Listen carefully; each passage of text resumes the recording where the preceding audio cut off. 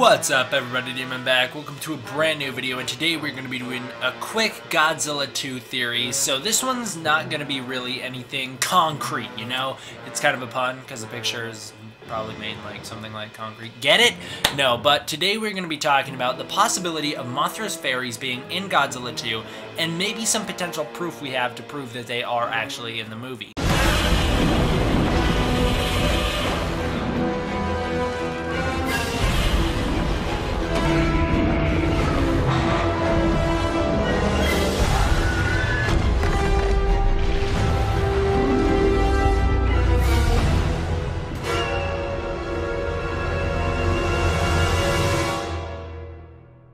So obviously there was the G14 Easter egg in which we were in Vegas and the camera was panning across all the destruction. You saw what maybe vaguely resembles two twin, maybe looking Mothra Fairy girls inside of one of the apartments across the way from where the camera was. I've been calling everywhere. I'm not totally sure. I don't really buy this Easter egg. I get it. I get what it looks like, but I'm not 100% certain they're supposed to be the Mothra Fairies. They do look like it when you pause the image, but I mean, when you watch the movie, I'm not 100% convinced that's what that's supposed to be. I know there was a Mothra Easter egg in the movie, and that is a Mothra Easter egg. It flat out says the name Mothra, but I'm just still a little on the fence about this. But I guess we will assume that this is supposed to be a Mothra Easter egg, implying that there maybe are supposed to be Mothra Fairies in this universe. Taking a look at the recent Monarch picture we got, revealing the inside of Mothra's temple, we do see something very interesting, and I really want to shout out to Ricky Ricardo, who pointed this out to me in the comments of my last video. He pointed out that if you look at Mothra very closely, look at nearly the base of her head and her shoulder blades, you see some interesting forms worked into her head and shoulders. I know this is like a really poorly highlighted version of it, but you kind of understand what I'm trying to point out here. If you look at it, the initial picture looks like you have a big bulb on top of some sort of human-shaped body that kind of trails off into what looks like a little tail. I'm sure they did that like little tail-looking thing because they don't want to be too direct about it, but it does kind of stand out to me that these two odd forms are on Mothra. Now, yes, they could just be her shoulder blades, but I've never seen shoulder blades of any insect come off onto their head. You know, I've never seen that happen where it's on the base of their head. So I do think this is intentionally supposed to look the way it does, plus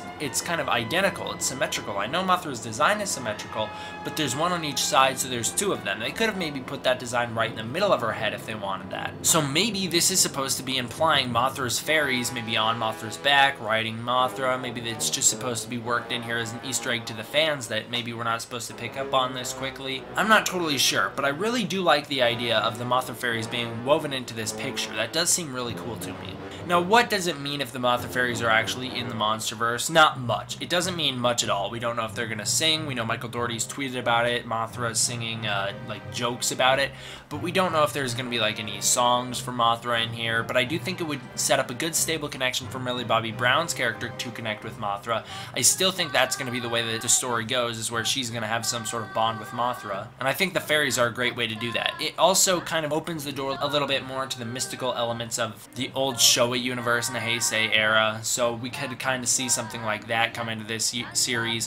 We do see something similar to it in the School Island Birth of Kong issue 2 storyline, where we see a telepathic character having visions of Skull Island's past. Now, in the Skull Island Birth of Kong, it's played up as he's taking these sort of drugs, these painkiller drugs, so maybe he's hallucinating it all, but at the same time it's revealing Kong's history, so he's obviously seeing the past properly. I mean, he's never seen a skullcrawler before, and he flat out visualizes what the skullcrawlers exactly look like. This is also before he's even seen Kong per se. He saw the hand and foot of Kong by this point, but this is before he really saw Kong. So this is also showing that he can visualize Kong perfectly. I think this is supposed to be our first hint that he's got some sort of telepathic abilities in the Monsterverse. And that would make sense. I mean, the fairies, Mothra's fairies, whether they're the Earth's cosmos, the Shovajin, or just whatever they are, they've always had some sort of mystical powers, other than in GMK, of course. So it wouldn't surprise me if we saw something like that in this movie. I don't know, guys, I just wanted to do a quick theory about this. What do you guys think these odd shapes on Mothra are? Do you think they're supposed to represent the fairies, or what do you think's going on here? Comment down below and let me know, guys. Thank you guys all for watching. I hope you enjoyed. See you next time. D-Man, out.